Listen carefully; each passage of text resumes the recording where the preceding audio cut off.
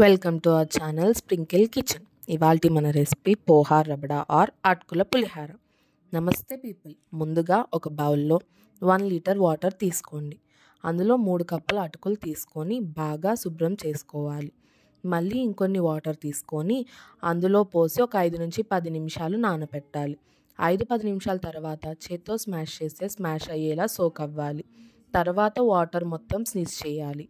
ఇప్పుడు ఒక కడాయి తీసుకొని అందులో 2 స్పూన్ ఆయిల్ వేసుకొని పల్లీలు, జీడిపప్పు ఒకదాని తర్వాత ఒకటి గోల్డెన్ కలర్ వచ్చేదాకా ఫ్రై చేసి పక్కకు తీసుకోవాలి.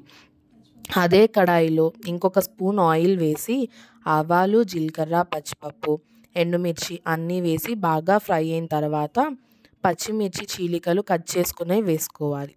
అవి కూడా ఫ్రై అయిన తర్వాత ఒక స్పూన్ పసుపు, 3 స్పూన్లు ఉప్పు వేయాలి. ఇవి మొత్తం బాగా ఫ్రై అయిన తర్వాత ముందుగా నానబెట్టుకున్న అటుకులని అందులో వేసి కొంచెం ఫ్రై అయిన తర్వాత 5 నుంచి 6 నిమ్మకాయల నుంచి తీసిన జ్యూస్ని అందులో కొంచెంగా పోసుకొని బాగా కలుపుకోవాలి. ముందుగా ఫ్రై చేసి ఉంచుకున్న పల్లీలు, జీడిపప్పుని కూడా అందులో వేసి బాగా కలుపుకొని సర్వ్ చేసుకుంటే ఎంతో యమ్మీ అయిన అటుకుల పులిహార రెడీ.